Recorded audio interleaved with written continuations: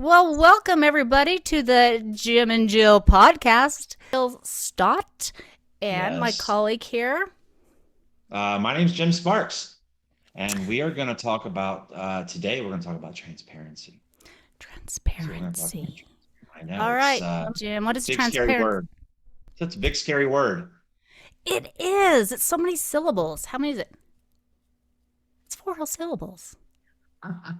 Yeah. I think the biggest problem is most people really don't understand it, and they don't really get how to apply it in their situation. So I mean, what does transparency mean to you?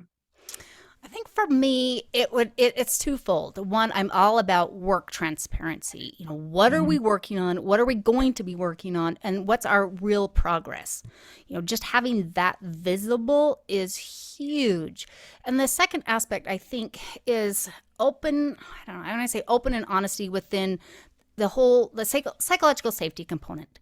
If I made a mistake, if I have a problem, I'm going to be transparent and open rather than hide it, hide it, hide it, hide it, hide it. If it's hidden, you can't fix it. You can't make anything better if you don't know about it.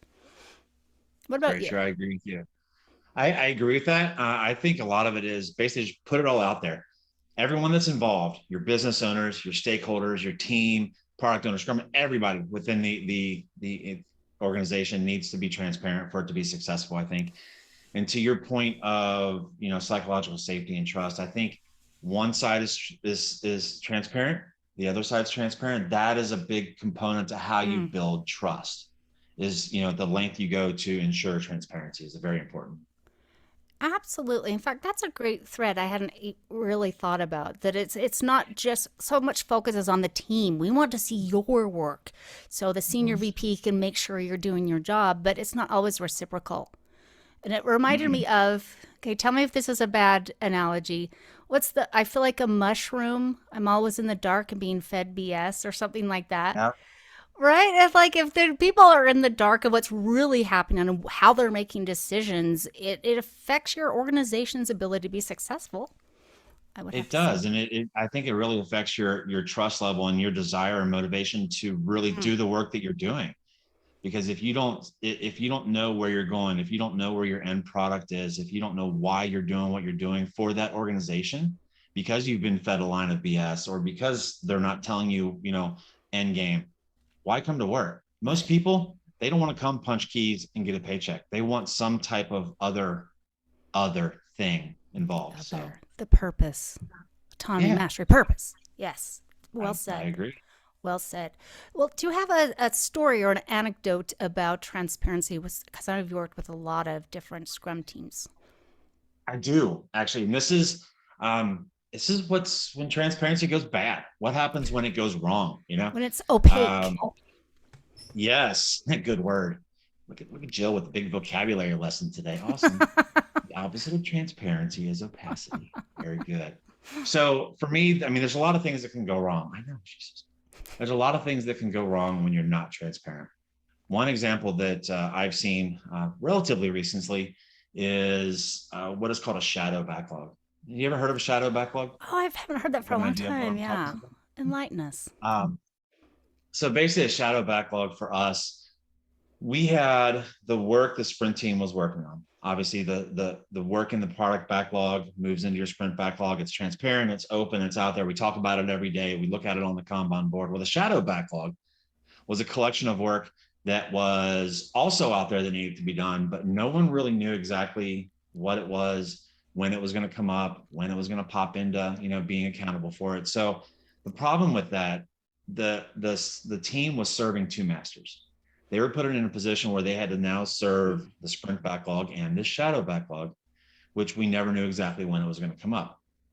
And that's not fair to the team because it creates stress. It creates double accountability. It creates, well, who do I answer to? Do I answer to my product owner in the sprint backlog?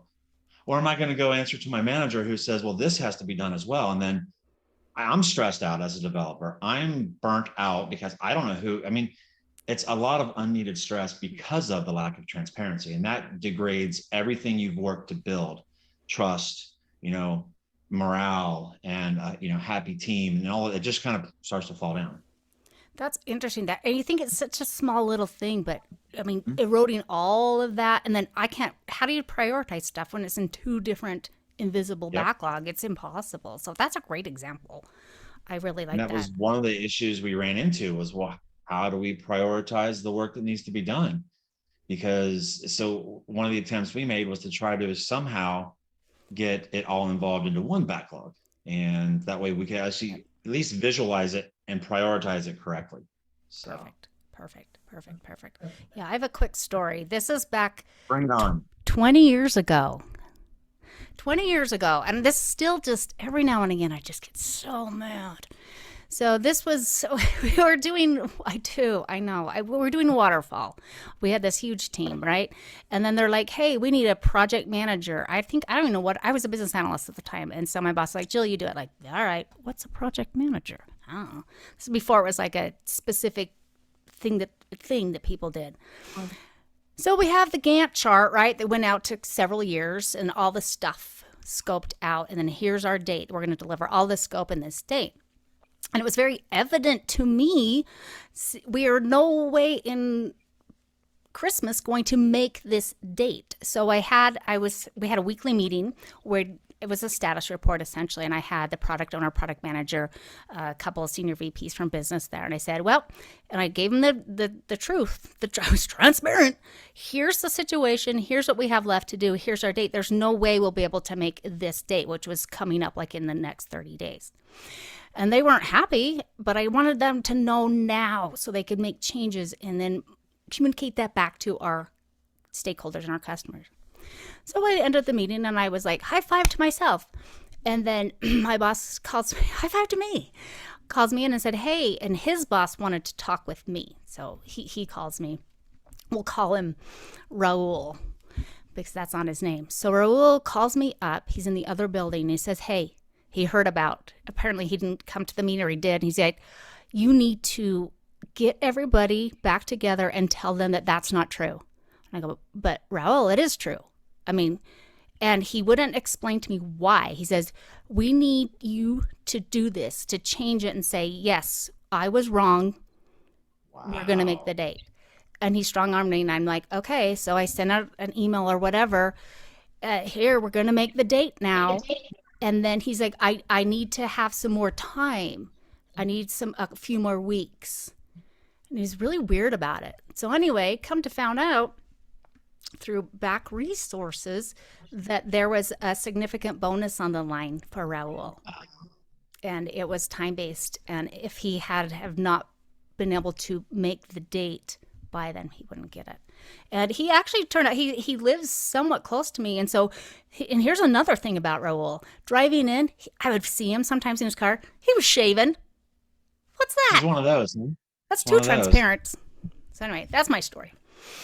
The benefits you've seen from working with transparency, from fostering that environment. What are the benefits you've seen? So one of the, I go, oh, back, this was maybe 15 years ago. We were doing Scrum. And prior to that, like I said, it was that waterfall environment. And we had the testers were always saying, or Jill was saying, we're not going to make the date. And like, don't be so negative. You're just being negative. And we never did. I mean, we missed it not by a few days, but by years at the beginning. So we started doing Scrum and we were like, because every 6 months we had changed. Here's a new process based on the next boss that was hired on. And Let's throw a framework at the wall and see what sticks. right, this is what I heard, and I'm going to hang my hat on it, so I'll get a promotion. And then this was as I was a tester. And then after a couple of months, when we had the data and the real progress, it was just in some, I can't remember what tool it was, DevTrack or something. Anyone can go and look at it. And it wasn't the testers or me saying, oh, we're not going to make the date. It was obvious. And I said, I kid you not, I go, oh, I think this Scrum thing's different.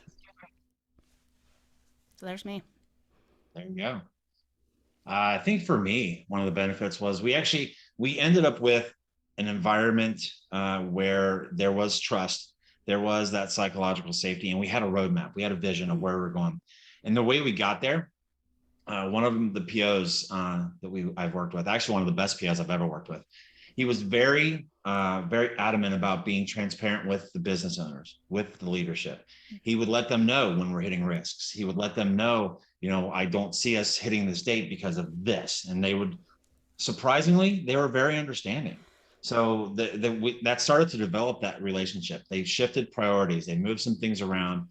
And the trickle down effect was we were actually able to focus on what was the most important, and do away with some of the context switching, which everyone knows is bad for a team when you've got to constantly switch. One week you're working on this, one week you're working on this. So we were actually able to streamline that and help the teams focus, in addition to creating that psychological safety. So for us, the benefit of the transparency that our product owner was pushing was way more than just, everyone knowing what everyone's doing.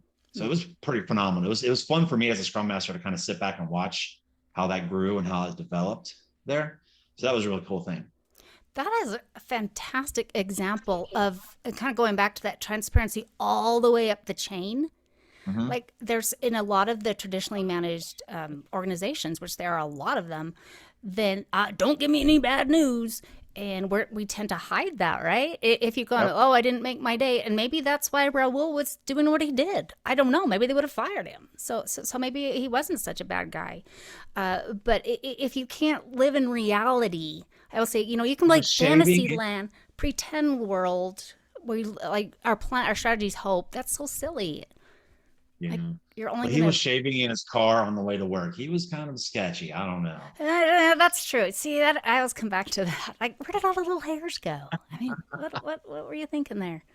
But Anyhow, no, I agree with you, because it's not just about the team and what are we doing? What are we doing now? yeah, It has to go both ways. Trust is a two-way street. Transparency is mm, a two-way street. If you start to only go one way with it, you're gonna break down eventually. I love So I that. think it's a good example for other leadership, other organizations. When you get in there, you start, as a foundation of transparency and lead Mm, by example. It's going to filter up as well, and then they're going yes. to start to embrace that. Yes, I love that. It's culture, right? It's a culture Mhm. thing, that transparency. And I just think when I grow up and become a CEO, if there's bad news, I want to know now. If you failed, Mhm. that's a great way to learn from that Yeah. fast. Let's tell everybody, hey, we went down this road, it didn't work. Cool, Yeah. right? Or instead of like the shame and we're not willing to try anything new. I think this is wow. But this could be an hour now that we're starting to talk about it. Like it's so big, it's so important. I totally agree. We don't have an hour scheduled No, we today, so don't. We don't. We have jobs, I have a watch on. what jobs? What? I know. Okay. Oh, sorry. Uh, Oh, yeah, we back. could go on for a while. So let me ask you this: in your course of your history, I'm old. can you think of You just called examples me when old. no, I did not. When teams or organizations were really resistant to that transparency, that work transparency. Yes. Yes, I was. Yes, tons. Now, in fact, right now I'm working with somebody overtly where they're extremely resistant.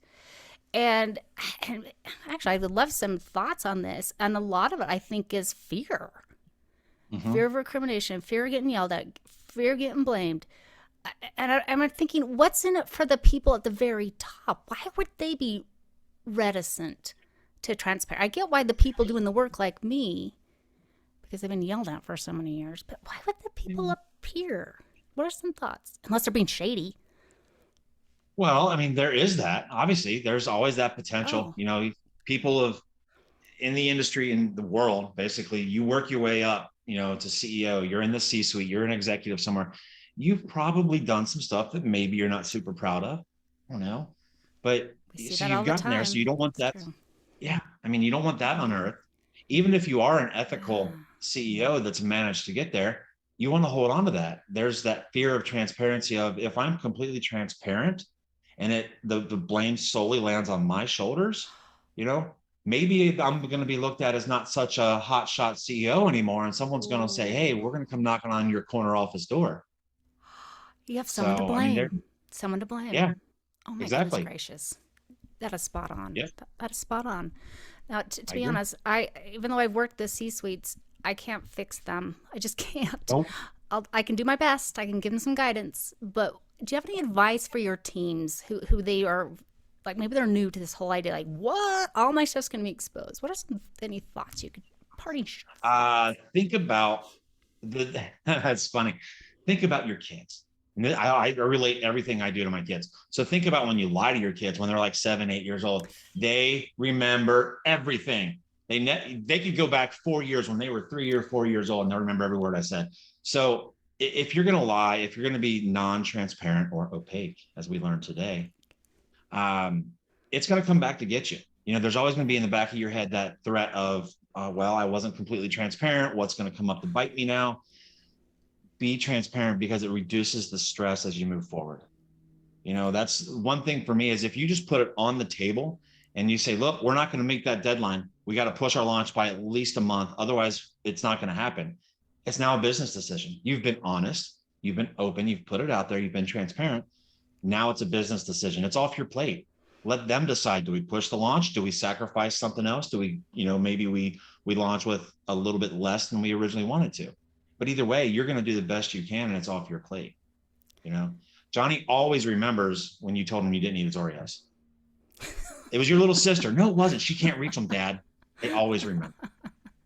That is so true, and I love that. I'm thinking like, or suppose I don't know, I'm a contributor, and it's like, oh, what if they see my stuff, my team does, and they think I'm not pulling my weight, and that adds to your backlog of stress. It does. They're going to find It out. does. They're going to find out. They're going to find out. Put it out there. It's freeing. Freeing. Yes, exactly. Yes. I'm a Yes. big proponent of that with our teams, you Oh, know, that's good. put it out there. Let the Yeah. product owner make the decision. Yeah. Let the product owner explain it to the stakeholders and let them make the decision. You can only do so much. Yeah. My mom used to say, you can't get blood out of a turnip. Well, you know what? You can only do so much. So I like that. And just, it is what it is. Here it is. Mhm. And you won't necessarily have to judge each other. And if we do, let's do it now. I like that. So I don't have to like stay up at nights and miss my favorite TV shows worrying about it. Well done. there we go. TV shows. All right. You've heard it here today. Yes. Jill and Jim. And Yes. transparency, why it's important, why we tend to resist it. And what was that third thing? Lying about Oreos with your kids. I don't know, something like that. Mm-hmm. Put them on the table. Be honest. Reduce your stress load as you go forward because now it's a weight off your shoulders. You Okay. can I go have forward. You've been Sorry to freed. interrupt you. I have to. I feel compelled to get something off my shoulders. Okay. I once ate an entire sleeve of Oreos by myself. That felt so You good. feel better now? So I my do. question to you, in the Oreo pack, there's 3 Right. lines. Did you eat all 3? No, The just whole one pack? sleeve Just one? and maybe a Okay. couple from the second. I call that a sleeve. I guess it's not a sleeve. A row. Or is it a Hey, column? I'm not judging. I'm not judging. I'm just asking questions for others to judge you on. See what you did with your transparency, Jill? That was good. That was good. That's an. That could be a whole nother podcast. All right, I Jim, know. take us home. Back to you, Jim. I have to look this way. Awesome. Hey, we appreciate your time. We appreciate you jumping in here, listening to us ramble for a little bit. If you like this, hang out. We'll be back again, probably before May 2nd of 2023. So keep your eyes out. We do like to do this. This is fun. If you have thoughts of something you want to hear us ramble about, hit us up. We're always open to new ideas.